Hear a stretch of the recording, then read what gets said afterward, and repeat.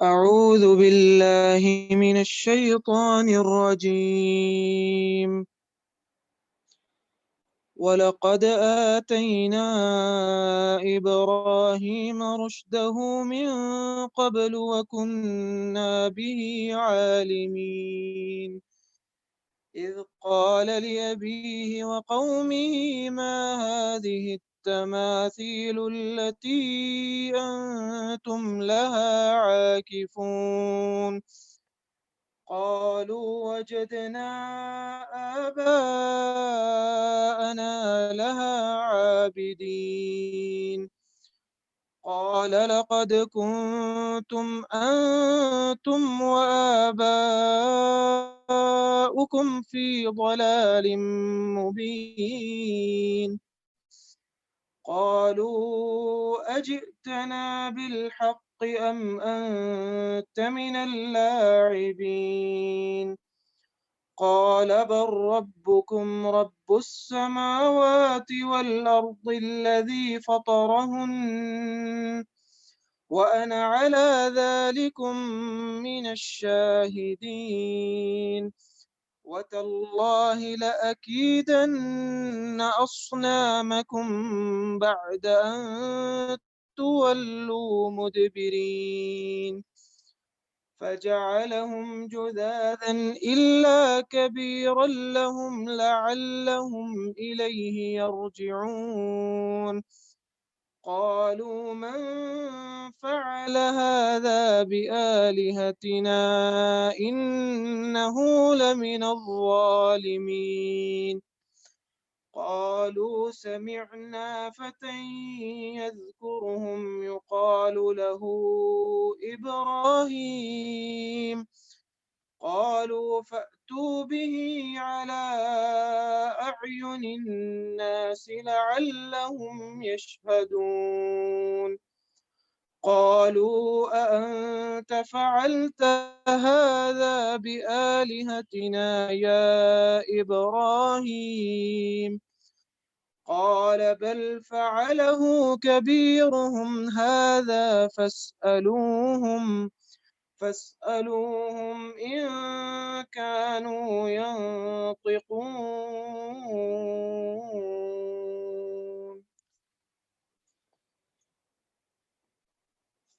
أعوذ بالله من الشيطان الرجيم. بسم الله الرحمن الرحيم. ولقد آتينا إبراهيم رشده اور البتہ ہم نے دی ابراہیم علیہ السلام کو سوجھ بوجھ، عقل مندی، ذہانت، من قبل، اس سے پہلے پچھلے دو پیغمبروں کا ذکر ہوا ہے، حضرت موسیٰ علیہ السلام کا، ہارون علیہ السلام کا اشارہ ہے اس طرف کہ ان سے پہلے حضرت ابراہیم علیہ السلام کو بھی ہم نے عقل مندی اور حکمت عطا فرمائی تھی۔ وَكُنَّا بِهِ عَالِمِينَ، اور ہم اس کو خوب جاننے والے تھے۔ مراد ہے حضرت ابراہیم علیہ السلام کی سیرت اور ان کی خوبیاں، ان کے اوصاف۔ حضرت ابراہیم علیہ السلام کے بارے میں ایک تو یہ بات معلوم ہونی چاہیے کہ حضرت ابراہیم علیہ السلام کا زمانہ جو ہے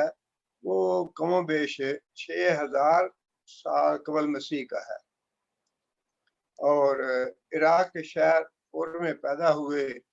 والد کا نام آذر تھا، اور حضرت ابراہیم علیہ السلام 3 بھائی تھے، نحور، ہاران، اور خود حضرت ابراہیم علیہ السلام 3 بھائی تھے یہ، اور ایک بھائی ہاران کے بیٹے لوط تھے علیہ السلام، جو بعد میں حضرت ابراہیم علیہ السلام پہ ایمان لائے۔ حضرت ابراہیم علیہ السلام کے زمانے میں 2 طرح کا شرک تھا، ایک تو نجوم پرستی تھی اور دوسرا بت پرستی بھی تھی۔ نجوم پرستی کے بارے میں اس سے پہلے سورہ انعام میں ہم پڑھ چکے ہیں کہ حضرت ابراہیم علیہ السلام نے اپنی قوم پہ یہ شرک واضح کرنے کے لیے پہلے ستاروں کے بارے میں یہ بات کہی کہ یہ میرے رب ہیں، وہ ڈوب گیا تو پھر کہا یہ چاند میرا رب ہے، وہ ڈوب گیا تو پھر کہا یہ سورج میرا رب ہو سکتا ہے، سب کی تردید کر دی، جس کا مطلب یہ ہے کہ قوم کو یہ سبق دیا ابراہیم علیہ السلام نے، یہ تمہارے رب نہیں ہو سکتے۔ اب دوسری جو قسم تھی بت پرستی کی، اس کے بارے میں ان آیات میں ذکر کیا گیا ہے کہ کس طرح حضرت ابراہیم علیہ السلام نے بڑی حکمت کے ساتھ اور بڑی جرت کے ساتھ یہ بات بتائی اپنی قوم کو کہ یہ جو بت ہے یہ تمہارے الہ یا معبود نہیں ہو سکتے۔ اللہ تعالیٰ نے ایک بات تو یہ ارشاد فرمائی کہ ابراہیم علیہ السلام کو ہم نے عقل مندی اور ذہانت اور حکمت عطا کی تھی، اور یہ حکمت اور عقل مندی وہی ہے جو ابراہیم علیہ السلام نے اپنی قوم کو نجوم پرستی سے باز رکھنے کے لیے استعمال فرمائی، کہ انہی کے انداز میں یہ بات ان کو محسوس کروائی، یہ ستارے بھی ڈوب جاتے ہیں، چاند بھی ڈوبتا ہے، سورج بھی طلوع ہوتا ہے، غروب ہوتا ہے، لہذا یہ الہ نہیں ہو سکتے۔ یہ بڑی حکمت کی بات اور ذہانت کی بات تھی، اور یہی بات اللہ نے فرمائی کہ ابراہیم علیہ السلام کو ہم نے بڑی ذہانت اور عقل مندی دی تھی۔ اور دوسری بات یہ فرمائی کہ وَكُنَّا بِهِ عَالِمِينَ، اور ہم نے یہ انہیں ذہانت اور عقل مندی کسی اندھی بانٹ سے نہیں دی، بلکہ ہم جانتے تھے کہ ابراہیم علیہ السلام میں کیسی خوبیاں ہیں اور کیسے اوصاف ہیں۔ اس بات کا اشارہ جو ہے وہ دراصل اس بات کی طرف بھی ہے جس کے بارے میں قریش مکہ یہ کہتے تھے کہ اگر اللہ تعالیٰ نے نبوت عطا کرنی ہی تھی تو پھر یہ جو دو بڑے شہر ہیں مکہ اور طائف، ان کے سرداروں میں سے کسی سردار کو اللہ نبوت دیتے اور نبی صلی اللہ علیہ وسلم کا تمسخر اور مذاق اڑاتے۔ پچھلی آیت میں ہم یہ پڑھ چکے ہیں، یہ آیت نمبر 36 ہے۔ کفار یہ کہتے احاد اللہ یذکر آلہتکم، کہ کیا یہ وہ آدمی ہے جو تمہارے معبودوں کی گستاخی کرتا ہے یا تمہارے معبودوں پہ تنقید کرتا ہے یا احسان کرتا ہے؟ یہ حکارت کی وجہ سے کہتے تھے احاد اللہ، کیا یہ وہ آدمی ہے؟ تو اللہ تعالیٰ نے اشارتاً یہ اس کا جواب بھی دے دیا کہ ابراہیم علیہ السلام کو جو ہم نے نبوت عطا فرمائی، ذہانت عطا فرمائی، حکمت عطا فرمائی، تو وہ کوئی اندھی تقسیم نہیں تھی۔ اور اسی طرح رسول اکرم صلی اللہ علیہ وسلم کو اگر ہم نے نبوت عطا کی ہے تو اس کا مطلب یہ نہیں ہے کہ ہم نے بے سوچے سمجھے دے دی ہے، بلکہ وہ واقعی اس کے اسعال تھے، ان میں ایسی خوبیاں اور اوصاف موجود تھے جس وجہ سے ہم نے نبی صلی اللہ علیہ وسلم کو نبوت عطا فرمائی۔ آگے پھر واقعہ شروع ہوتا ہے۔ واقعہ بڑا معروف اور بڑا مشہور ہے۔ بچپن میں ہم لوگوں نے اپنی ماں سے، نانی سے، دادی سے یہ قصے جو ہیں بڑی دفعہ سنے ہیں، لیکن قرآن مجید نے اس کی بڑی تفصیلات بتائی ہیں اور ان میں بہت سی حکمت کی باتیں ہیں۔ سب سے پہلی بات تو یہ اس قال لأبیہ و قومہ، جب ابراہیم علیہ السلام نے اپنے باپ سے اور اپنی قوم سے یہ بات کہی، ما هذه التماثیل التي انتم لها عاکفون، کہ یہ جو تصویریں ہیں، جو بت ہیں جن کی تم بات کرتے ہو، ان کی کیا حقیقت ہے، ان کی کیا حیثیت ہے؟ اب اس آیت سے ایک بات یہ معلوم ہوتی ہے کہ معاشرے میں برائیاں تو اور بھی بہت ہوں گی، جیسے نبی صلی اللہ علیہ وسلم جب تشریف لائے اور اللہ تعالیٰ نے نبوت سے سرفراز فرمایا تو مکہ کے جو لوگ تھے یا جو عربوں کی کیفیت تھی، مورخین نے اس کے بارے میں لکھا ہے کہ بہت برائیاں تھیں ان میں، شراب تھی، بدکاری تھی، قتل و غارت تھی، ڈاکہ تھا، چوری تھی۔ لیکن معاشرے کی اصلاح کی ابتدا کس بات سے کی جائے، یہ بڑی اہم بات ہے کہ جتنے بھی انبیاء آئے انہوں نے جتنے بھی بڑے بڑے گناہ تھے، بدکاریاں تھیں یا بدعمالیاں تھیں، ان سے اصلاح کا کام شروع نہیں کیا، بلکہ اصلاح کا کام شروع کیا عقیدے کی اصلاح سے۔ جب تک عقیدے کی اصلاح نہ ہو تب تک معاشرے کی اصلاح ممکن نہیں ہے۔ اور یہ جو جھگڑا آج تک چلا آ رہا ہے ابراہیم علیہ السلام سے لے کر آج تک، یہ جھگڑا یہ شرک اور توحید ہی کا جھگڑا ہے۔ یہ باقی جو جرائم ہیں، باقی گناہ ہیں، بدعمالیاں ہیں، وہ تو سارے شاخسانے ہیں شرک کی۔ اس لیے جتنے بھی انبیاء آئے ان کو سب سے پہلے جس بات کا اللہ تعالیٰ نے حکم دیا وہ یہی بات تھی کہ ان کے عقیدے کی اصلاح کرو۔ رسول اکرم صلی اللہ علیہ وسلم نے بھی جتنے بھی باقی گناہ تھے، بدعمالیاں تھی قوم کی، ان کی بات نہیں کی نبی صلی اللہ علیہ وسلم نے، بلکہ سب سے پہلی بات جو رسول اللہ صلی اللہ علیہ وسلم نے اپنی قوم سے کہی تھی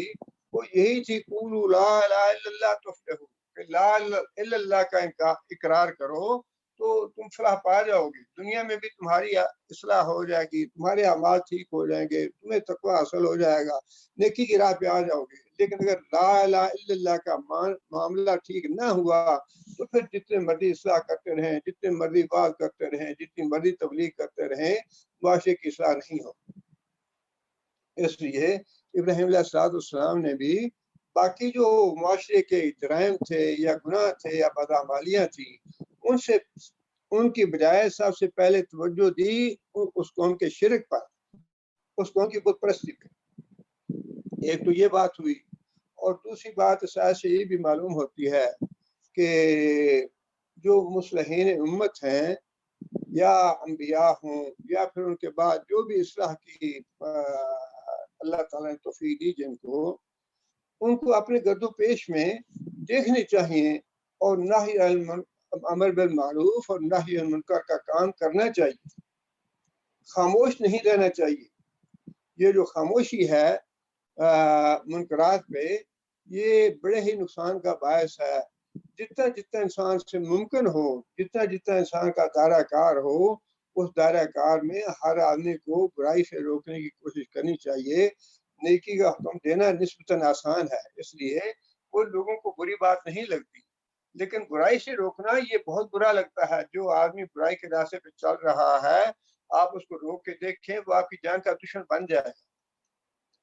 لیکن انبیاء جو تھے ان کو یہ فریضہ اللہ تعالیٰ نے ان کے ذمہ یہ فرض لگایا کہ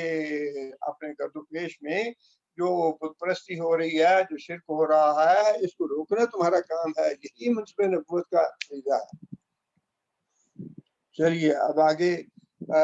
یہاں آ کے فون ہے، اعتکاف سے ہے ویسے تو یہ، لیکن اعتکاف بھی عبادت ہے۔ اس لیے ابراہیم علیہ السلام نے یہ بات کہی کہ جن بتوں کی تم عبادت کرتے ہو ان کی کیا حیثیت ہے، ان کا کیا اختیار ہے۔ اب ابراہیم علیہ السلام نے دلائل دیے ان کے بتوں کے الہ نہ ہونے کے، لیکن اس سے پہلے جب پوچھا ابراہیم علیہ السلام نے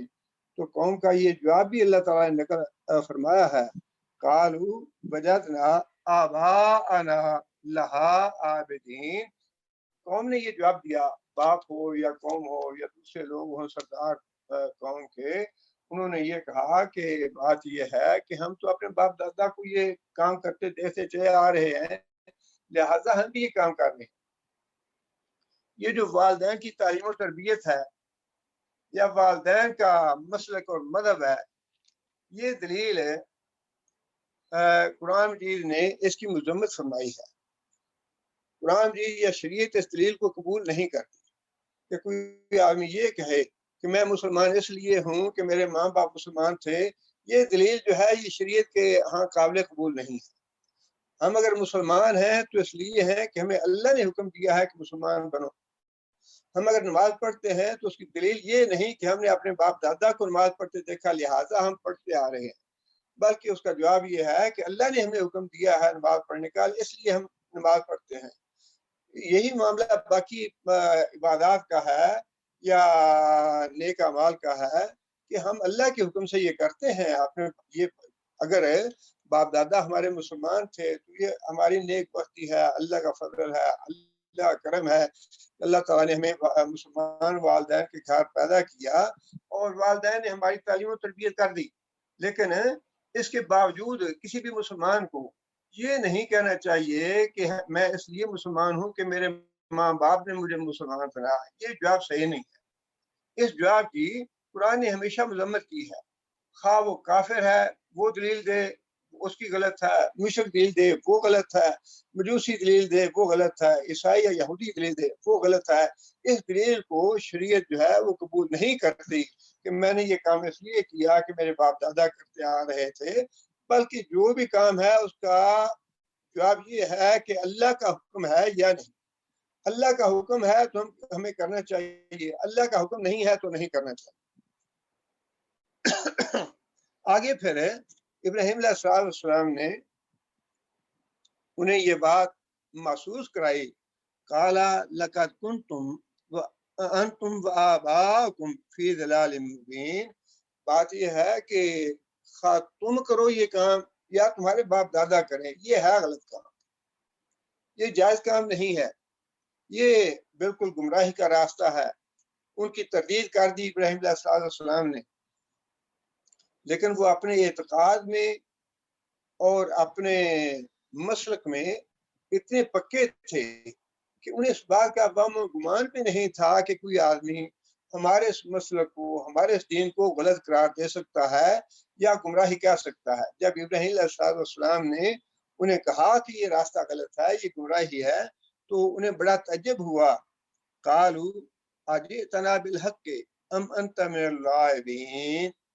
کیا تو واقعی دل سے یہ بات کہہ رہا ہے ہمیں یا ایسے دل لگی کر رہا ہے، ایسے مذاق کر رہا ہے؟ مطلب یہ کہ انہیں یہ یقین نہیں آ رہا تھا کہ ہمارے معاشرے میں کوئی آدمی ایسا بھی ہو سکتا ہے جو ہماری اس رسم و رواج یا ہمارے اس مسلک یا دین کے خلاف بات بھی کر سکتا ہو، یا یہ ہمارا مسلک یا دین جو ہے یہ غلط بھی ہو سکتا ہے۔ یہ ایک بڑی جو ہے نا غلط فہمی ہوتی ہے۔ اسی لیے نے بار بار غور و فکر پہ بڑا زور دیا ہے کہ غور و فکر کرو، سوچ بچار کرو۔ اور یہ جو فرمایا نا کہ ہم نے ابراہیم علیہ السلام کو حکمت دی تھی، دانائی دی تھی، عقل مندی دی تھی، یہ دانائی، عقل مندی اور حکمت جو ہے دینے کا مطلب بھی ہے کہ جو کچھ تم کرتے ہو خاص طور پہ دین کے معاملے میں، اس پہ سوچو بچار کرو، ایک دفعہ نہیں 100 بار سوچ بچار کرو کہ جو ہم قرآن پڑھتے ہیں یہ واقعی اللہ کی طرف سے نازل کرتا ہے، جس محمد صلی اللہ علیہ وسلم پہ ہم ایمان لائے ہیں وہ واقعی شعوری طور پہ تمہارے پاس دلائل ہیں اس بات کے کہ یہ واقعی کتاب اللہ کی ہے، تمہارے پاس دلائل ہیں باقی محمد صلی اللہ علیہ وسلم اللہ کے رسول ہیں، تمہارے پاس دلائل ہیں اس بات کے کہ اللہ تعالیٰ ایک ہے، اس کے علاوہ کوئی الہ نہیں ہے۔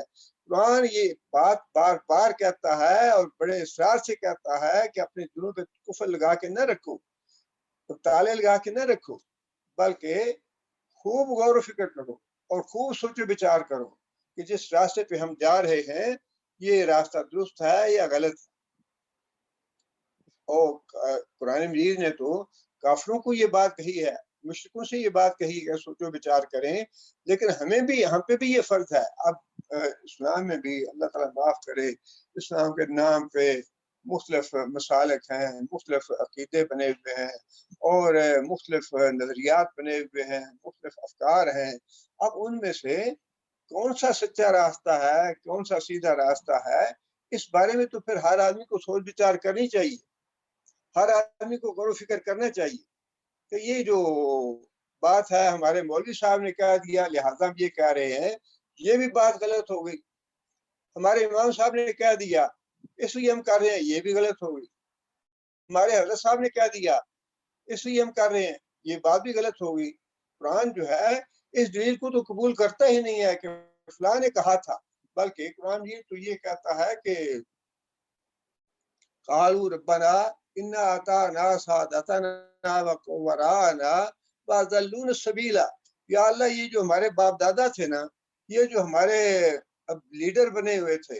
اور یہ جو ہمارے حضرت صاحب بنے ہوئے تھے، اضلانا، انہوں نے ہمیں گمراہ کر دیا، ربنا آتہم ضعفین من العذاب، یا اللہ ان کو دگنا عذاب دے، جتنا ہمیں عذاب ملنا ہے ان سے دگنا عذاب دے، اس لیے کہ ہم تو ان کو سچا سمجھ کے، ان کو حق سمجھ کے ان کے پیچھے چلتے رہے، کی باتیں مانتے رہے، جو کچھ انہوں نے کہا وہ ہم نے کر لیا۔ لیکن یہ دلیل جو ہے یہ شریعت اس کو تسلیم نہیں کرتی، اس لیے ابراہیم علیہ السلام نے انہیں صاف کہہ دیا کہ یہ جو تم نے دلیل دی ہے نا باپ دادا والی، خواہ وہ تم کرو یا تمہارے باپ دادا کرے، یہ ہے گمراہی کی بات، یہ غلط بات ہے۔ قالوا اجئتنا بالحق ام انت من اللاعبین، کیا تو واقعی سچی بات کہہ رہا ہے، دل سے ہمیں یہ بات کہہ رہا ہے، یا مال تم دل لگی کر رہے ہو یا مذاق کر رہے ہو ہم سے؟ قال بل ربکم رب السماوات والارض الذی فطرہن۔ ابراہیم علیہ السلام نے ان کو جواب یہ دیا کہ اصل میں تمہارا الہ اور معبود وہی ہے جس نے آسمانوں کو پیدا کیا اور زمین کو پیدا کیا، وَأَنَا عَلَىٰ ذَلِكُم مِّنَ الشَّاهِدِينَ، اور میں اس کی گواہی دینے والا ہوں۔ اب یہ ہے زبردست دلیل ابراہیم علیہ السلام کی کہ یہ زمین اور آسمان جو ہیں جس نے پیدا کیے ہیں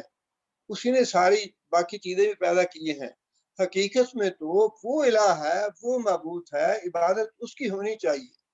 اور یہ اتنی بڑی دلیل ہے کہ اس دلیل کا انکار کوئی بھی کافر یا مشرک نہیں کر سکتا۔ اب وہ جو سورہ بقرہ میں اللہ تعالیٰ نے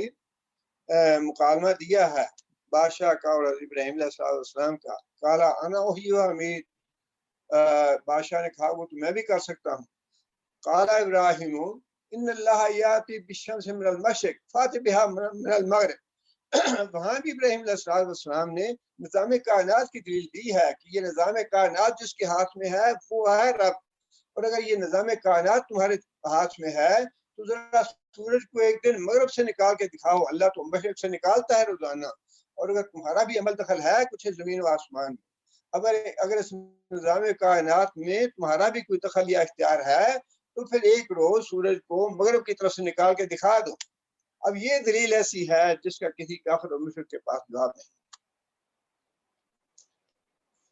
آگے پھر جہاں تک دلیل کا تعلق تھا حضرت ابراہیم علیہ السلام نے وہ حجت تو پوری کر دی، اس لیے نہ تو نمرود کے پاس اس بات کا کوئی جواب تھا جو ابراہیم علیہ السلام نے کہی کہ تم سورج کو مغرب سے نکال کے دکھا دو، اور نہ ہی قوم کے پاس اس بات کا کوئی جواب تھا کہ رب تو وہ ہے، عبادت کے لائق تو وہ ذات ہے جس نے زمین و آسمان کو پیدا کیا ہے۔ دونوں باتوں کا کوئی جواب نہیں۔ آگے پھر اللہ فرماتے ہیں کہ ابراہیم علیہ السلام نے یہ بات بھی ان کو جتلا دی کہ مجھے جب موقع ملا نا تو میں تمہیں عملاً یہ کر کے دکھا دوں گا کہ یہ تمہارے جو اصنام ہیں، تمہارے دیوی اور دیوتا ہیں، اور جو تمہاری تماثیل ہیں، یہ کچھ بھی اختیار نہیں رکھتے، یہ اس لائق نہیں ہے کہ ان کی عبادت کی جائے۔ مجھے جب موقع ملا بت اللہ اللہ کی قسم لَأَكِيدَنَّ أَصْنَامَكُمْ، یہ جو تمہارے اصنام ہیں، تمہارے بت ہیں، تمہارے دیوی اور دیوتا ہیں، ان کے ساتھ میں ایسا معاملہ کروں گا کہ تمہیں یہ بات محسوس ہو جائے گی کہ واقعی یہ پتھر کے بت ہیں اور ان کے پاس معبودیت والا کوئی اختیار نہیں ہے، یہ معبود نہیں ہو سکتے۔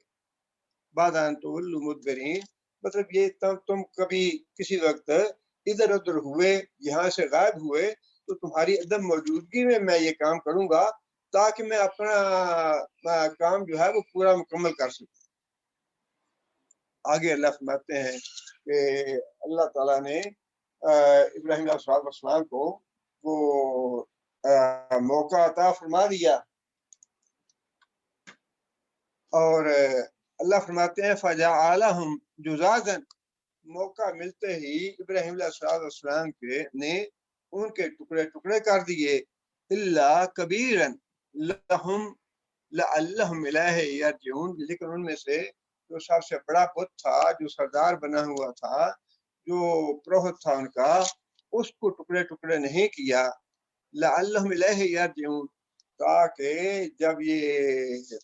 مرید آئیں ان کے جو مشرک ہیں، کافر ہیں، جب وہ آئیں آ کے دیکھیں بت قدے میں کہ کیا حشر ہوا ہے تو ظاہر ہے کہ وہ تفتیش کریں گے کہ یہ جرم کس نے کیا ہے۔ ابراہیم علیہ السلام نے ایک تدبیر تو یہ کی کہ جتنے چھوٹے معبود تھے، بت تھے، ان کو توڑ دیا، اور دوسری تدبیر یہ کی کہ جو بڑا بت تھا اس کو ویسے کا ویسا ہی رہنا دیا. اور ابراہیم علیہ السلام کی سوچ یہ تھی کہ جب یہ آئیں گے تو پھر ان سے سوال جواب ہوگا, تو پھر میں انہیں کہوں گا کہ جو معبود ہے اس سے ذرا پوچھو کہ یہ حال کس نے کیا ان کا. قالوا من فعل هذا بآلهتنا, قالوا جب وہ قوم واپس آئی اور سرکاری بت خانے میں جا کے دیکھا کہ بت تو سارے ٹوٹے پڑے ہیں, انہوں نے آپس میں یہ تبادلہ خیال کیا کہ یہ کون ہو سکتا ہے, کس نے توڑے ہوں گے یہ بت. انہ لمن الظالمین, وہ تو بڑا ظالم ہے جس نے یہ کام کیا ہے, جس نے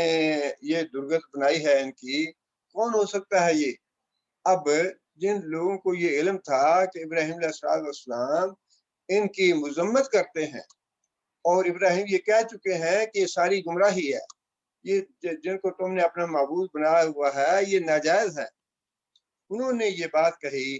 سمعنا, کہ ہم نے ایک نوجوان کو یہ باتیں کرتے سنا ہے ایسی.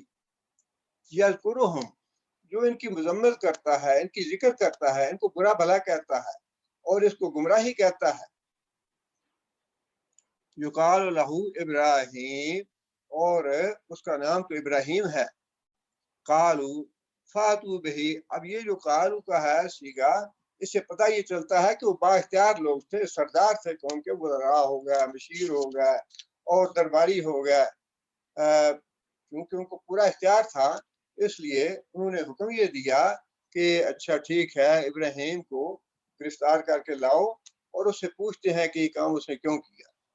فاتو بہی علی اعین الناس, لوگوں کے سامنے, لوگوں کی آنکھوں کے سامنے, لعلہم یشہدون, تاکہ لوگ اس کا نظارہ کریں, اس کو اپنی آنکھوں سے دیکھیں. اس سے یہ پتہ چلتا ہے کہ جو وہ قوم کے سردار تھے یا جو وزراء اور مشیر وغیرہ تھے, وہ یہ چاہتے تھے کہ پوری مخلوق کے سامنے اس طرح کی سزا دی جائے ابراہیم کو,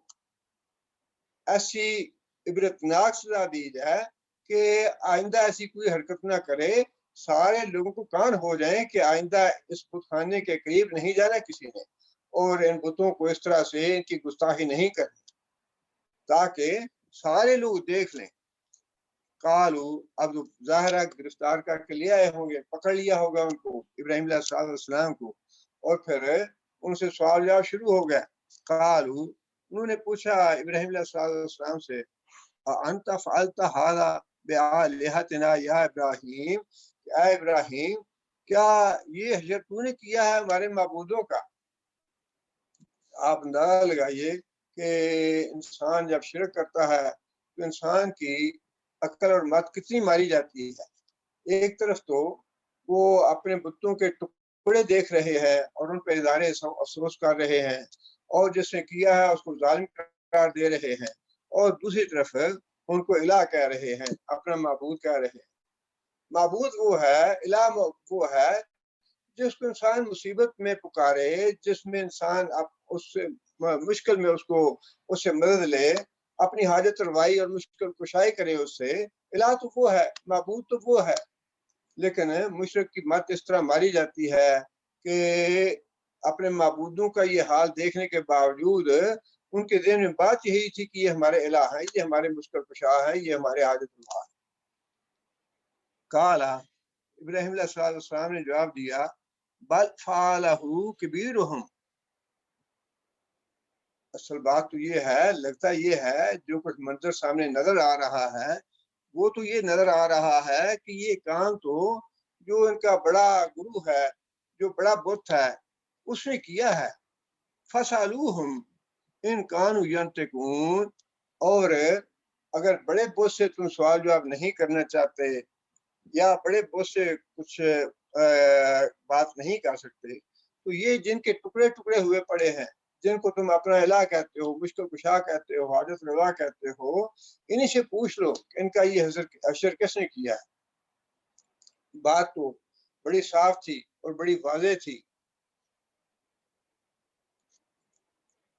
فرجعوا الی انفسہم, اور وہ متوجہ ہوئے اپنے نفس کی طرف. مطلب یہ کہ یہ ایک دعوت فکر تھی ابراہیم علیہ السلام کی، ایک عملی تھی دعوت فکر کہ بے وقوفو یہ ذرا سوچو کہ جن کے ٹکڑے ٹکڑے ہو گئے کیا وہ تمہارے مشکل کشا اور حاجت روا ہو سکتے ہیں؟ اب یہ جو ابراہیم علیہ السلام کی تدبیر تھی اس نے ایک دفعہ تو جھنجھوڑ کے رکھ دیا انہیں. فراجعوا الی انفسہم، پھیلا دیا ان کے نفسوں کو. انہوں نے اپنے نفسوں کی طرف رجوع کیا، پوچھا اپنے دل سے.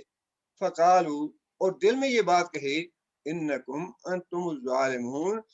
بات یہ ہے کہ لگتا یہ ہے کہ ظالم تو تم ہی ہو، کہ یہ تو نہ بات بتا سکتے ہیں، نہ بڑا بتائے گا کہ یہ کام کس نے کیا ہے، نہ جو ٹکڑے ٹکڑے ہو چکے ہیں نہ وہ بتا سکتے ہیں. ایک دفعہ تو ان کے نفس نے اور ان کے دل نے ملامت کی انہیں کہ بے وقوفو، تم ہی آمد ہو، تم ہی بے وقوف ہو، تم ہی ظالم ہو کہ ان پتھروں کو تم نے اپنا معبود بنا لیا، ان کو تم نے اپنا حاجت روا مشکل کشا بنا لیا، ظالم تو تم ہی ہو. ثم نکسوا علی رؤوسہم، لیکن آگے اللہ فرماتے ہیں کہ پھر ان کی جو جہالت کی تھی نا، ضد جہالت والی، وہ غالب آ گئی کہ نہیں نہیں یہ تو ہمارے بزرگ ہیں، یہ تو ہمارے معبود ہیں، تو یہ اس کی تو سزا دینی چاہیے اس کو. یہ بالکل ایسا ہی معاملہ ہے نا جیسے وہ یوسف علیہ السلام کے معاملے میں. یوسف علیہ السلام کا بادشاہ کو پتہ چل گیا، ساری قوم کو پتہ چل گیا کہ بالکل بے گناہ ہے، گناہ گار وہ ہے. لیکن پھر ان کی مت الٹ گئی کہ نہیں، اس کا حل یہ ہے کہ یوسف کو کچھ دیر کے لیے جیل میں ڈال دو، لوگ اس معاملے کو بھول بھال جائیں، پھر اس کو نکال لیں گے. اب بالکل وہی بات ہے، بجائے اس کے کہ غلطی کا اعتراف کر لیا جائے، جب یہ بات واضح ہو گئی تو پھر چاہیے تو یہ تھا کہ یوسف علیہ السلام کو باعزت بری کر دیا جاتا، ان کی عزت اور احترام میں اضافہ کیا جاتا اور پوری مملکت میں اعلان کیا جاتا یوسف علیہ السلام بے گناہ ہے اور یہ گناہ گار ہے عورت. بلکہ پھر الٹا انہوں نے یہ اس کی ترکیب یا تدبیر یہ کی کہ نہیں ٹھیک ہے، یوسف کو جیل میں ڈال دو تاکہ لوگ جو ہیں ان کے ذہنوں سے بات جب ختم ہو جائے گی تو پھر نکال لیں گے. یہی بات یہاں بھی ہوئی کہ ایک دفعہ تو ان کو ابراہیم علیہ السلام کے دلائل نے جھنجھوڑ کے رکھ دیا، ہلا کے رکھ دیا کہ واقعی تم بے وقوف ہو، تم احمق ہو، تم ہی ظالم ہو کہ ان پتھر کے بتوں کو تم نے الہ بنا رکھا ہے، اپنا مشکل کشا اور حاجت روا بنا رکھا ہے. لیکن پھر ان کی جو تھی نا جہالت والی ضد، وہ غالب آ گئی کہ یہ ابراہیم جیت گیا، یا ابراہیم کی بات ہم نے مان لی یا اس کا اعلان کر دیا تو ساری قوم اس کے پیچھے چلی جائے گی، تو ہمارا کیا حشر ہوگا. اس لیے اللہ فرماتے ہیں کہ نوکسوا علی رؤوسہم، ان کی مت پلٹی اور یہ بات ان کی زبان سے نکل گئی، لقد علمت ما هؤلاء ينطقون، کہ ابراہیم تمہیں تو یہ پتا ہے کہ یہ بول چال تو سکتے نہیں ہیں. یعنی کتنی بڑی یہی بات ابراہیم علیہ السلام ان کی زبان سے نکلوانا چاہتے تھے. اور ابراہیم علیہ السلام اپنے جو عقلی دلائل تھے اور عملی دلائل تھے ان میں 100% کامیاب رہے. ان کے نزدیک مجرم تھے، ان کے نزدیک ظالم تھے، لیکن دلائل غالب تھے ابراہیم علیہ السلام. نہ تو عقلی دلیل جو ہے اس کا جواب تھا ان کے پاس کہ رب تمہارا حاجت روا اور مشکل کشا وہ ہے جس نے زمین و آسمان کو پیدا کیا ہے، اس سے بڑی اور کوئی دلیل نہیں. اور عملی دلیل یہ زبردست تھی کہ جس کا اعتراف انہوں نے خود اپنی زبان سے کر لیا کہ ابراہیم تو جانتا ہے کہ یہ بول نہیں سکتے، یہ کسی کام کے نہیں ہیں، یہ تو پتھر کے بت ہیں، پتھر ہے یہ. قال، ابراہیم علیہ السلام نے کہا، افتعبدون من دون اللہ ما لا ينفعکم شیئا ولا یضرکم، کیا تم پھر عبادت کرتے ہو اللہ کو چھوڑ کر ان کی جو نہ تمہیں نفع دے سکتے ہیں نہ تمہیں نقصان پہنچا سکتے ہیں. افن لکم، بہت ہی افسوس ہے تمہارے حال پہ. فلما تعبدون، اور جن کو تم نے اپنا مشکل کشا اور حاجت روا بنا رکھا ہے ان پہ بھی لعنت ہے، اور تمہارے اوپر بھی افسوس ہے کہ تمہاری عقل نے یہ کام کیا بھی کہ یہ بولتے نہیں ہیں، پھر تمہیں یہ سمجھ نہیں آتی کہ یہ کسی کے نفع نقصان کے مالک نہیں ہے، کسی قسم کا کوئی اختیار نہیں رکھتے، یہ بالکل بے اختیار ہیں، یہ مجھ کو کشا اور حاجت روا نہیں ہو سکتے۔ افل لکم ولما تعبدون من دون اللہ، اللہ کو چھوڑ کے تم جن کی عبادت کرتے ہو، تم پہ بھی ان پہ بھی افسوس ہے۔ افلا تعقلون، کیا تم عقل سے کام نہیں لیتے؟ اب پھر وہی ہے، عقل کو اپیل ہے، یہ دعوت فکر ہے، بار بار سوچو، بار بار عقل سے کام لو۔ نماز پڑھتے ہو مسجد میں جا کے، تب بھی یہ سوچو کہ میں نماز پڑھنے کیوں جا رہا ہوں۔ قرآن پڑھتے ہو تو قرآن پڑھتے ہوئے بھی سوچو کہ میں اس قرآن پہ ایمان کیوں لایا ہوں، کیوں اس پہ عمل کرتا ہوں۔ یہ جو ہے نا بار بار یہ سب کو قرآن جی کہتا ہے، عقل سے کام لو، سوچو سمجھو، غور و فکر کرو، بچار کرو۔ آگے پھر ہے اللہ تعالیٰ نے ان ساری آیات میں ایک چیز جو بڑی اہم ہے جو دلانا چاہتا ہوں، وہ یہ ہے کہ جتنے بھی یہ دلائل تھے ابراہیم علیہ السلام کے، جتنی بھی باتیں تھیں، ان ساری باتوں میں کوئی ایک بات ہے، صرف ایک آیت ہے جس میں ابراہیم علیہ السلام نے یہ بات کہی کہ تمہارا رب جو ہے وہ آسمان اور زمین کا پیدا کرنے والا ہے، اور اس کا انہوں نے انکار نہیں کیا کہ ہم نہیں رب کو مانتے، اس کا انکار نہیں کیا انہوں نے، یا ہم نہیں جانتے رب کون ہوتا ہے، یہ نہیں کہا انہوں نے۔ اس کا مطلب یہ ہے کہ جو آسمانوں والا رب ہے، آسمان کو پیدا کرنے والا، زمین کو پیدا کرنے والا، اس رب پہ ان کا یقین تھا۔ اصل مشکل یہ تھی کہ رب کے بعد جو معبود بنائے ہوئے تھے ان کو دل سے نکالنا، لا کہنا ان کے لیے بڑی مصیبت تھی کہ لا زبان سے نہیں نکلے۔ لا الہ والی بات جو ہے، باقی جتنے بھی دلائل ہیں ابراہیم علیہ السلام کے، جتنا بھی زور ہے ابراہیم علیہ السلام کی باتوں کا، وہ سارے کا سارا اس بات پہ ہے کہ لا الہ، لا الہ، الہ اور کوئی نہیں ہے۔ وہ جو رب والی بات ہے وہ تو منوانا مشکل نہیں ہے، وہ تو بڑا آسان کام ہے کہ تمہیں کس نے پیدا کیا، آسمان کو کس نے پیدا کیا، زمین کو کس نے پیدا کیا، یہ سمندر اور پہاڑ اور درخت کس نے پیدا کیے۔ اللہ کو منوانا تو منوانے کی ضرورت ہی نہیں ہے، اللہ خود منواتا ہے کہ میں نے پیدا کیا سب کچھ۔ لیکن یہ سارا جو قرآن بھرا پڑا ہے، اور جو ابراہیم علیہ السلام جس بات پہ سارا زور لگا رہے ہیں اور جس کو قوم ماننے کے لیے تیار نہیں ہے، وہ یہ بات ہے کہ لا الہ والی، کہ اللہ کے علاوہ کوئی الہ نہیں ہے۔ قوم اس بات کو ماننے کے لیے تیار نہیں تھی۔ یہی مصیبت ہے سارے انبیاء کے ساتھ، اور یہی مشکل تھی نبی صلی اللہ علیہ وسلم کے پاس۔ نبی صلی اللہ علیہ وسلم نے جب یہ بات ارشاد فرمائی کہ قولوا لا الہ الا اللہ، تو ان کا اصرار بھی یہی تھا کہ کیا تو نے سارے معبودوں کی بجائے ایک ہی الہ بنا دیا ہے؟ یہ بات ہماری سمجھ میں نہیں آتی۔ یہ جو غیر اللہ کی نفی کا معاملہ ہے نا، یہ بڑا مشکل معاملہ ہے۔ جن باطل معبودوں کی محبت دل میں پڑ جاتی ہے، عقیدت پڑ جاتی ہے، خواہ وہ پتھر کے دیوی اور دیوتا ہوں، وہ محبت نہیں نکلتی، خواہ وہ سورج اور چاند ہوں، یا اب تو اللہ تعالیٰ معاف کرے، یہ اتنا یعنی مشرک کی عقل مات ماری جاتی ہے کہ مشرک لوگ جو ہیں وہ کرونا مائی کی انہوں نے معبود بنا لیا، اس کی بات شروع کر دیا کہ تو ہمیں نجات دلا اس مرض سے اور اس بیماری سے۔ دیکھیں کیسی مت ماری جاتی ہے انسان کی۔ یہ جو لا الہ والی بات ہے یہ دل سے نکلتی نہیں۔ آپ یہ کہیں کہ مشکل کشا تو اللہ تعالیٰ کی ذات ہے، سارے کہیں گے یہ ٹھیک ہے مشکل کشا اللہ کی ذات ہے، لیکن جب آپ یہ کہیں گے کہ مولا علی ہے تو آپ کی جان لے لیں۔ اللہ کو مشکل کشا ماننا یہ مشکل نہیں ہے، اللہ کو حاجت روا ماننا یہ مشکل نہیں ہے، اللہ تعالیٰ کو خالق اور رازق اور معبود ماننا یہ مشکل نہیں ہے، وہ ساری دنیا مانتی ہے۔ اصل جو مصیبت ہے، جو اصل مشکل ہے، جو حضرت ابراہیم علیہ السلام کو پیش آ رہی تھی، جو رسول اکرم صلی اللہ علیہ وسلم کو پیش آ رہی تھی، وہ یہی مشکل تھی کہ اللہ کے علاوہ باقی جو الہ ہیں ان کی محبت اور حقیقت نکالو اپنے دل سے۔ نہ یہ بت کچھ کر سکتے ہیں، اور نہ یہ دیوی اور دیوتیاں کچھ کر سکتے ہیں، نہ یہ سورج اور چاند اور ستارے کچھ کر سکتے ہیں، اور نہ ہی جو ہمارے بزرگ ہیں خواہ وہ زندہ ہیں یا فوت ہو چکا ہے، نہ ہی وہ کچھ کر سکتے ہیں۔ دیکھیں نا باتیں وہی ہے، حضرت ابراہیم علیہ السلام نے جیسے دلیل دے دی ان کو کہ یہ تو بولتے نہیں ہیں، اگر بولتے ہیں تو پوچھو ان سے، انہوں نے خود اپنی زبان سے کہہ دیا کہ یہ بولتے نہیں۔ سوال تو بڑا سادہ سا ہے کہ حضرت علی رضی اللہ تعالیٰ عنہ اگر واقعی مشکل کشا ہے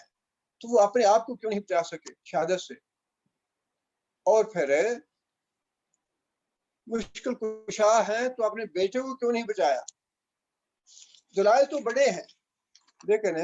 مشرک کی عقل اور مت جو ہے وہ اس طرح ماری جاتی ہے کہ وہ لا الہ والی جو عقیدت ہے اور محبت ہے وہ ختم ہونے میں نہیں آتی۔ اور حضرت ابراہیم علیہ السلام کا شرک کو ختم کرنے کے لیے جتنے بھی دلائل ہیں، جتنا بھی زور ہے، وہ سارے کا سارا لا پہ ہے، لا الہ کے، اللہ کے علاوہ کوئی الہ نہیں ہے، یہ سارے ہیں دلائل۔ اب آگے دیکھیے، آگے اللہ فرماتے ہیں کہ جب انہوں نے یہ بات کہی تو لاجواب ہو گیا اور ان کو بتا دیا یہ گمراہی ہے۔ قوم نے کیا کہا؟ اس کے بعد جو قوم کے سردار تھے یا جو حکومت تھی، انہوں نے فیصلہ یہ دیا، جو ججز تھے، جو بورڈ بنا ہوا تھا، حرکوہ وانصروا آلہتکم، جلا دو اس کو، اگر تم اپنے معبودوں کی حفاظت کرنا چاہتے ہو، معبودوں کو بچانا چاہتے ہو۔ اس آیت سے کیا بات معلوم ہوتی ہے؟ اس آیت سے معلوم یہ ہوتا ہے کہ جب مشرک کے پاس کوئی دلیل باقی نہیں رہتی تو وہ تشدد پہ، طاقت پہ اور قوت پہ اتر آتا ہے کہ بس ٹھیک ہے، جس طرح بھی ہے ان کو ملیا میٹ کرو۔ یہ دلائل سے والی بات نہیں ہے، دلائل میں تو ہم جھوٹے ہیں ہی ہے، دلائل میں ہم جھوٹے ثابت ہو گئے، قولی دلائل میں بھی، عملی دلائل میں بھی جھوٹے ثابت ہو گئے۔ اب یہ ہے کہ اب اس سے بات ہی نہ کرو دلائل والی، اب صرف اگر ہمارے معبودوں کو بچانا ہے اور ان کو باقی رکھنا ہے، اپنا عقیدہ اور اپنا دین بچانا ہے، تو اس کا حل ایک ہی ہے کہ مسلمانوں کو تہس نہس کر دو، مسلمانوں کو ملیا میٹ کر دو، اس قرآن کو ختم کر دو، اس محمد صلی اللہ علیہ وسلم کی جو قوم ہے اس کو ختم کر دو۔ وہی تشدد اور وہی قوت اور وہی طاقت کا نشہ جو تھا قوم کے ساتھ سوار پہ، یہ تو اکیلا ہے، ہمارے معبودوں کی بےزتی کر رہا ہے، اتنے دلائل ہمارے سامنے کھڑا ہو کے دے رہا ہے، یہ تو ساری قوم کو لے ڈوبے گا۔ اس کا حل یہی ہے کہ اس کو قتل کر دو، اس کو ختم کر دو، اس کو جلا ڈالو۔ بالکل وہی بات، یہ جو ابراہیم علیہ السلام کا واقعہ ہے نا، یہ میں نے پہلے بتایا آپ کو، ہم اپنی ماؤں سے اور دادیوں نانیوں سے سنتے آ رہے ہیں، لیکن یہ جو ہے نا، یہ پورا نقشہ ایک تاریخ ہے، یہ مال ایک واقعہ نہیں ہے، یہ پوری تاریخ ہے اسلام اور کفر کے کشمکش کی، اور یہ تاریخ جو ہے یہ آج تک چلی آ رہی ہے۔ اگلی بات بھی بڑی اہم ہے، اس کی طرف میں آپ کی توجہ دلانا چاہتا ہوں۔ وہ بات یہ ہے، قلنا یا نار کونی بردن وسلاما علی ابراہیم، تب ہم نے یہ بات کہی کہ آگ ابراہیم پہ ٹھنڈی ہو جائے۔ کیا مطلب ہے شاید کا؟ اس شاید کا مطلب یہ ہے کہ اللہ کی مدد پہلے نہیں آتی، اللہ کی مدد ایک دفعہ جھنجھوڑ لیتی ہے، ایک دفعہ پوری طرح انسان کا امتحان لیتی ہے اور پوری طرح جھنجھوڑ دیتی ہے، ایک دفعہ انسان کو ہلا دیتی ہے کہ دیکھوں میں یہ کیا کرتا ہے، یہ پیچھے پسپائی اختیار کرتا ہے یا ثابت کرنی اختیار کرتا ہے۔ جب اللہ نے یہ دیکھا کہ ابراہیم جو ہے وہ ڈٹ گیا ہے میری ذات کے لیے، میری الوہیت کے لیے، میری ربوبیت کے لیے، نہ قوم سے ڈر رہا ہے، نہ باپ سے ڈر رہا ہے، نہ حکومت سے ڈر رہا ہے، تو پھر اللہ کی مدد آتی ہے۔ اللہ کی مدد ایسے نہیں آتی۔ یہ ساری وہ باتیں ہیں جن کا آج ہم اپنی آنکھوں سے مشاہدہ کر رہے ہیں۔ ابراہیم علیہ السلام کا واقعہ جو ہے محض ایک واقعہ نہیں ہے، یہ پوری تاریخ ہے، ابراہیم علیہ السلام سے لے کر فلسطین تک، ابراہیم علیہ السلام سے لے کر کشمیر تک،